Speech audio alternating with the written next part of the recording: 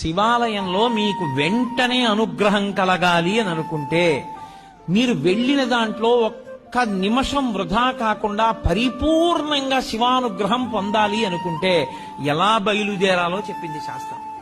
త్రిపుండ్రములను ధరించి బొట్టు పెట్టుకుని పంచ కట్టుకుని ఉత్తరీయాన్ని తీసి నడుముకి బిగించుకుని మీద ఉత్తరీయం వేసుకోకుండా శివాలయం బయటే చెప్పులు విడిచిపెట్టి కాళ్ళు కడుక్కుని కుడికాలు ముందు పెట్టి లోపలికి వెళ్లి మొట్టమొదట రాజగోపురాన్ని చూసి తర్వాత శివాలయ గోపురాన్ని చూసి అప్పుడు మీరు శివాలయం దగ్గరికి వెళ్లి నంది దగ్గర మాత్రమే మీరు ప్రదక్షిణాన్ని ప్రారంభం చేయవలసి ఉంటుంది. కాబట్టి నందీశ్వరుడి దగ్గర ప్రదక్షిణాన్ని ప్రారంభం చేసి వెళ్ళేటప్పుడు దేవాలయంలో మహామంటపము, అర్ధమంటపము, ముఖమంటపము అని 3 మంటపాలుంటాయి.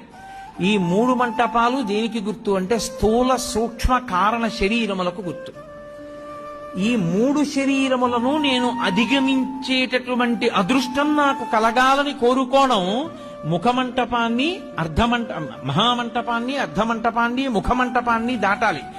దాటేటప్పుడు శివాలయానికి ప్రదక్షిణం చేస్తే ఒక్క మారు చేస్తే చాలు, 3 మార్లు చేస్తే విశేషం.